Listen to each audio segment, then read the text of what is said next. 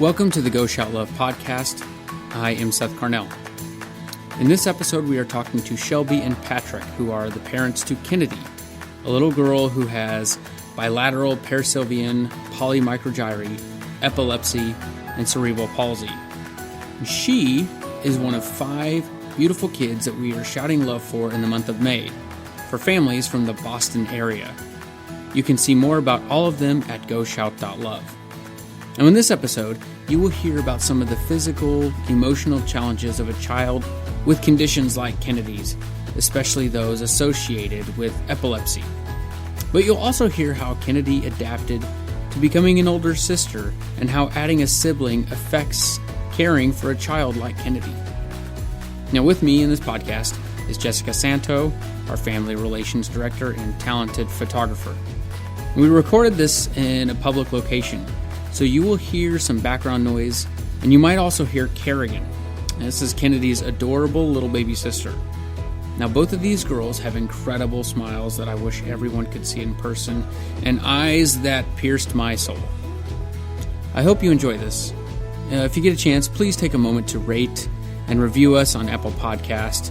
That just helps us to continue to shout love for more families like this. Her smile is contagious. Mm-hmm. She's a very smiley little girl. Patrick, can I ask, and I know this might be a tough question, but how do you... One of the things we come across a lot is dads not finding a lot of support with stuff. How did you process out supporting your wife while she's going through that? Here she is, pregnant, dealing with a lot of diagnosis, not kind of getting the image of what you guys had in mind when you probably first got pregnant. How do you support your wife as a husband? Well, as a husband, I think, or as a male, naturally, you just try and tuck everything away and worry about everything else other than yourself. But just listening. Listening was the big one because we were taking in so much information. Mm-hmm. Half of it wasn't being processed. So just listening and she's more so steering the boat, but just being there for whatever she needs was the biggest thing. Mm-hmm. Yeah, it's a good word. I just think it's just crazy how I can't imagine getting all of those medical reports and carrying her at the same time. Like, it was crazy. It would. I've had 2 children, so the thought of like all of that big puzzle inside of you. Mm-hmm. It's just remarkable that they can do all this testing. And then the other tricky thing was, they compile all the information, and then they had somebody sit with us after the fact and say, you're pretty much in the gray zone. So there are kids that can have this diagnosis, like we have good friends that actually live local that have a daughter that has a very similar diagnosis, but she can talk. Mm-hmm. And so that's the only way to put it, is they said we were in a gray zone. She could not be too affected, or she could be, and you do. In this community, you see a wide array of how the kids present. How's her brain function? Is it like a normal little 4-year-old? So that's the really tricky thing when you have a child who's nonverbal, and then on top of it, she's recently got like a cerebral palsy diagnosis as well. And the CP diagnosis just really is kind of an umbrella term. Yeah. For the body's response to whatever's going on in the brain, for lack of better terms at this point. So you have a child that can't talk. Not only can she not talk, but she can't use her body to show you what she knows. So every day, as far as that goes, is kind of a learning curve, if you will. It's kind of working with all of her therapists and her school to figure out how to get whatever's in her out. So every day is a learning experience with this one. What do you consider to be like your biggest win with Kennedy?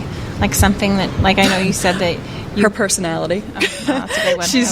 She's the happiest. She's very happy. And when she's not, something's wrong. But so that has to make things a little bit easier in that regard. As far as she might not be she's nonverbal, but she's got a great way of communicating. Exactly. Something's not right. Exactly. So does she currently have seizures? So, up until about a month ago, she was having this little Yeah, are you going to answer, Kerrigan? Yeah, you do that. She was having these little head drop seizures that we tried medicine after medicine for, and they weren't touching these seizure types. And she was having anywhere from 30 to over 100 a day, but they were quick. They're like 2 seconds, so most people wouldn't even know if they were a seizure. And the thing with epilepsy that we've learned as well is that sometimes if a medicine's not going to work, it can actually make seizures worse. So, and is it true, and I hope I don't have you confused, but Kennedy had a hard time finding a medicine that worked, that controlled her seizures? Yep. And that's pretty uncommon, isn't it? Not in the brain malformation family. I think it's, from what I understand, is that your general epilepsies, if you will, so like people that they have an MRI and they can't find any cause or reason for the epilepsy, those are generally treated a little bit better. I could be making that up, but I feel like that's kind of the trend sometimes. But when you have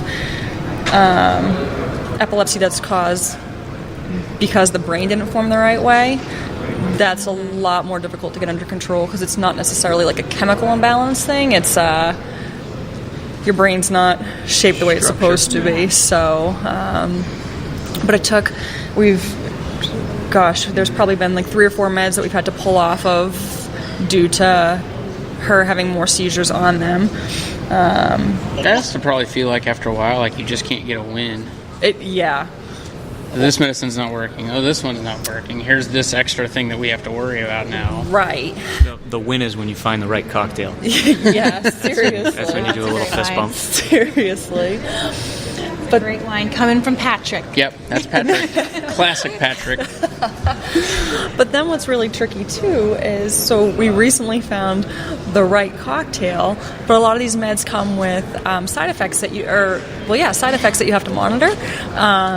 And the 2 that she recently went on can affect your liver.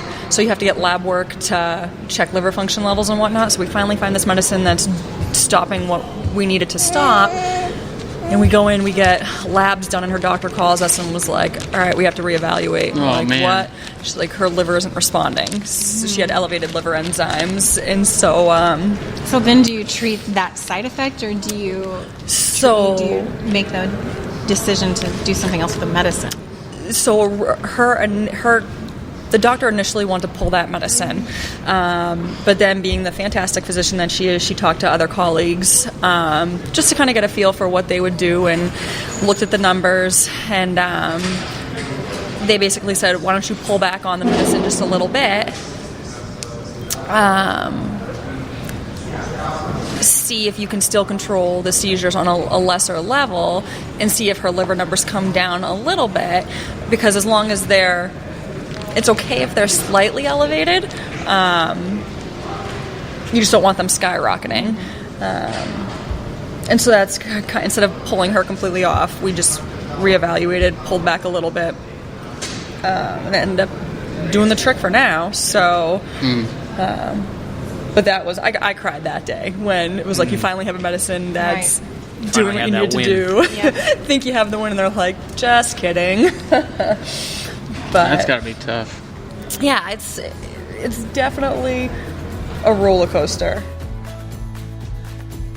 As a team, we love introducing the world to awesome families, but we also love helping them with real everyday needs.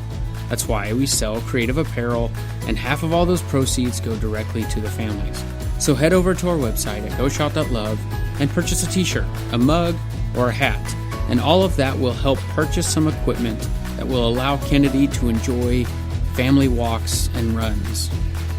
You can also start a monthly subscription and shout love for great families every month. Use the discount code PODCAST at checkout to save $5 on your first order when you start a subscription. Again, $5 off your first month with the discount code PODCAST at checkout. So she is a big sister. She is a big sister. Kerrigan is here too, and she is 7 months. Is that right? 7 months, yep. So how has she been being a big sister? Is she aware that there's this little itty-bitty her because they look so much alike? She's definitely aware. Kerrigan, can you say hi? I was looking into my soul earlier. She does. You can tap the microphone. Yeah, you if go want. for it. There's Kerrigan. That's Kerrigan, for all you listeners. She's so sweet. So how is Kennedy with her? I think the first month or so, it was a big adjustment for everybody. Kerrigan was very colicky, and I think the crying threw Kennedy through a super loop. Does she react a lot to like environment and like loud noises and? Yes. Not so much in the home. Like, she did okay with the crying, but if we go to like super busy places, we have to bring headphones to So help having her. a baby crying. It was probably a bit much for her, but she handled it like a champ. But now that little Miss Kerrigan's over that hump, it's so much fun to watch them. Like, we'll put them down on the floor together because Kennedy can't sit up, so they'll do kind of like tummy time or whatnot. And if we're over in the other room, we have an open concept house. Don't worry, we don't like leave our kids in a separate room. But a lot of moms is listening, and I think they can appreciate that. If you did that, sometimes you just need to step away for a Right, second. No, but they'll. It's the funniest thing to watch them like roll around and play together. Like, Kerrigan will pivot herself and try to kick Kennedy, and Kennedy uses her hand and like tries to push Kerrigan to the all done bin. They classic big sister move there. Exactly. So what's your? We always ask like what your hope is for Kennedy, but what's your hope for Kerrigan raising her with Kennedy being around? What's your hope for their relationship? So it's interesting. I have a cousin who has a child with severe autism. And when she went on to have more kids, something that she had said to me that stuck with me is, some people, when you have a child with a severe disability that's your firstborn, sometimes people cast judgment on you for wanting to go on to have more kids. Whether it's, how do you know it's not going to happen again, or why would you do that to Kennedy, or why would you do that to another kid? That's not their choice. Like, it's a interesting kind of place to be in. But so what my cousin had said was, I wanted more kids because I had more love to give, and she's like, I would never have more kids under the premise of it's Kerrigan's job to take care of Kennedy when we're not here anymore. But more or less just to, you hope that you can raise a compassionate human being that at the very least, when we aren't here anymore, can at least be a voice for her. We'll always have a plan for Kennedy. Because I just... It's an amazing, incredible bond that you're building for these girls. And yeah. I mean, I have a sister who's 16 months younger than me, and I would do anything for her. We didn't get along growing up, but now we're, the best friends, and I can't imagine life without her. So these two girls are going to be perfect for each other. And I think a lot of special needs parents go through that journey of trying to wonder if, should they have more children, should they not? And I just always hate the thought of them not doing that because they have a child with a disability. Right. That's just not, children are an amazing gift, and why not give them a sibling? It's just beautiful. And we were both nervous because it's a lot. It's a lot of unknowns. It's a lot of unknowns, and all kids are hard. People say that sometimes people are there trying to relate to you. Oh, I get it. Like, we were up last night with our kid too, or yeah. But they don't. When you don't live it every day, with us, if she has a bad night throwing up, for example, it's, oh my gosh, is she keeping her seizure meds down? And it's Are we going to the hospital tonight? Exactly. So it's just different mentality. It made it really nerve-wracking when we surprisingly found out there was another one on the way. But here she is. But it's been, now that she's like, 6, 7 months, they start to turn into little humans and they start to interact more. And it's been a lot of fun to watch the two of them together. And Kerrigan's to the point where she'll, watch Kennedy do certain things, and Kennedy will watch her. I don't know. I'm excited to see, especially as this little terror starts to move around more. It should be. I think this might give Kerrigan a different perspective on life too. What kind of perspective? I don't know how to put it into words. Just I think it's going to mature her a little faster, and she might. Yeah, it's tough to put into words. Kindness will come easier to her, I feel, and Compassion. Empathy, and that'll all come a little bit easier because she has an amazing role model sitting over there to help guide her through that. So if you could give advice to a parent who maybe just received a diagnosis or is kind of not knowing how to process this journey, what would you say to them? Give a piece of advice. Yeah, your child's going to write their own story. You'll have a lot of people, even medical professionals that tell you, you're going to hear a lot more of what your child won't do in this journey oftentimes. But I'll be the first to tell you that your child, nothing's stopping them from proving those doctors wrong. Kennedy surprises us every day. So kind of just take it day by day, but don't get so caught up in even the other kids that have the same diagnosis, because no two journeys are the same. Yeah. Do you feel like doctors kind of paint they try to paint a realistic picture, or do they try to paint a maybe not quite worst case scenario? I think we've been spoiled with doctors. It sounds like you guys have a really good relation, and I have to tell you, it's kind of rare to hear. Yeah, we sit down in these podcasts with parents, and we hear a lot of kind of negative things about doctors. So the fact that you guys have these amazing relationships is really, really special. I think it just comes down to where we are too. I mean, Boston's known for it's ranked the best children's hospital in the country, or one of the best. You can find a negative light in anything, but that also goes back to your perspective too. Patrick, if you had advice for another parent, another father, maybe